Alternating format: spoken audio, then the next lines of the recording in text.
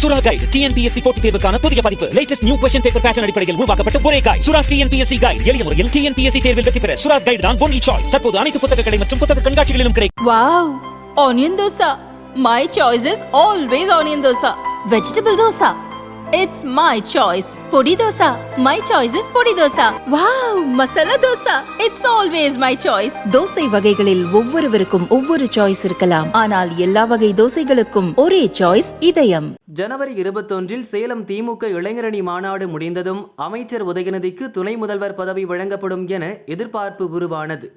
ஆனால் லோக்சபா தேர்தலுக்கு முன் பதவி வழங்கினால் அதுவே எதிர்க்கட்சிகளின் வாரிசு அரசியல் பிரச்சாரத்துக்கு வழிவகுக்கும் என மூத்த நிர்வாகிகள் அட்வைஸ் செய்தனர். துணை முதல்வர் பதவி என்பது வதந்தி என ஸ்டாலின் அறிக்கை வெளியிட்டார்.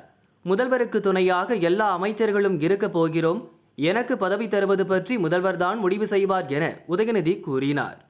இது தவிர சனாதனம் தொடர்பான வழக்குகளில் சட்ட ரீதியான சில நடவடிக்கைகளை சந்திக்க வேண்டியிருந்ததாலும் துணை முதல்வர் பதவியை தர திமுக தலைமை முன்வரவில்லை. இப்போது முதல்வர் ஸ்டாலின் இம்மாத இறுதியில் அமெரிக்கா செல்ல உள்ளார். அங்கு அதிக நாட்கள் தங்க திட்டமிடப்பட்டுள்ளது. இந்த சூழலில் முதல்வர் பணிகளை கவனிக்கும் விதமாக உதயநிதிக்கு துணை முதல்வர் பதவி வழங்க திமுக தலைமை திட்டமிட்டுள்ளது. இது தவிர லோக்சபா தேர்தலில் ஓட்டு சதவீதம் குறைந்த தொகுதிகளுக்கு பொறுப்பேற்ற அமைச்சர்களின் இலாக்காக்களை பறிக்கவும் திமுக தலைமை ஆலோசித்துள்ளது.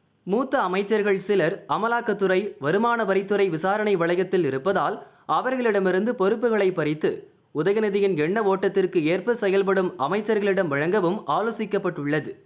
விக்கிரவாண்டி தொகுதி இடைத்தேர்தல் முடிந்ததும் உதயநிதிக்கு துணை முதல்வர் பதவியை வழங்கவும் அமைச்சர்கள் மாற்றம், இலாக்காக்கள் மாற்றம் செய்யவும் வாய்ப்புள்ளதாக கட்சி வட்டாரங்கள் கூறுகின்றன.